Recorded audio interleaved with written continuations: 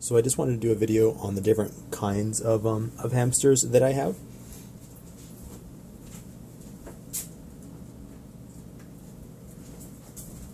And we're going to start with these two.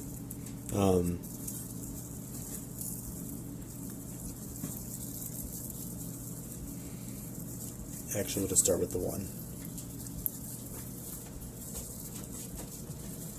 So this one here is a recessive. I actually don't have any regular wild type ones, but this is a recessive spot. So you see that like they have very clear broken spots of white breaking up their darker coloring. And so it's recessive, so you need 2 copies of the allele to produce this pattern. If you breed one of these to a normal one, you'll probably get normal colored hamsters.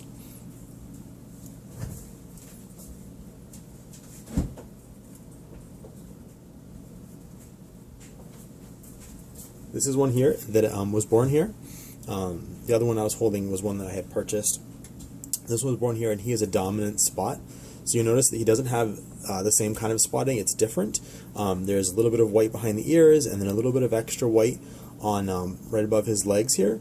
But there's not any like clear, white patches like the recessive spot. And this dominant spot is it's dominant, so he only needs 1 copy of the gene to be this pattern. So you could breed him with a normal colored one and potentially still get these guys right here without having 2 copies of that gene.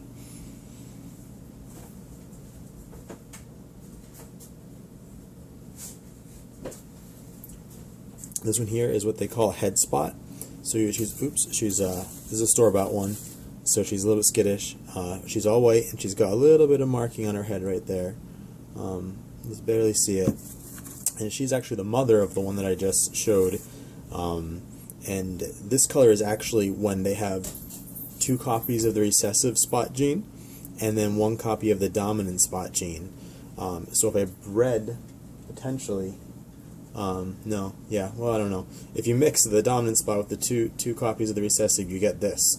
So rather than having spots, they'll be all white, with just a little spot on their head of dark coloring, which is pretty cool.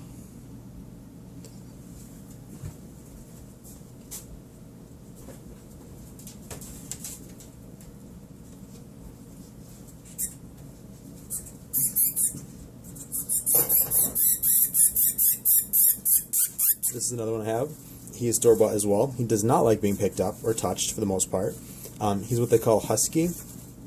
So he's recessive husky. So you can see that he's like this kind of creamy color.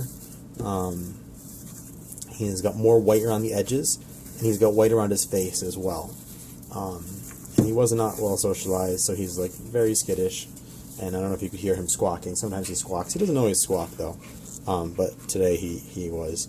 So the interesting thing is, so I bred him, and then I bred his offspring as well. So he actually has grandkids now, or grandpups, or whatever you want to call them. And one of them is this guy right here,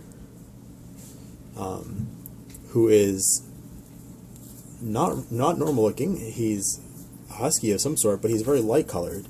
So if you compare him to his father, he's like almost white, which is crazy. So I don't know what's going on. My initial thought is that maybe he has he's got 2 copies of the husky gene and then 1 copy of the dominant spotting gene, because you'll notice that he doesn't have any clear breaks in color like the recessive spot. So maybe it's the dominant spot, or maybe it's something else. I have no idea what's going on here.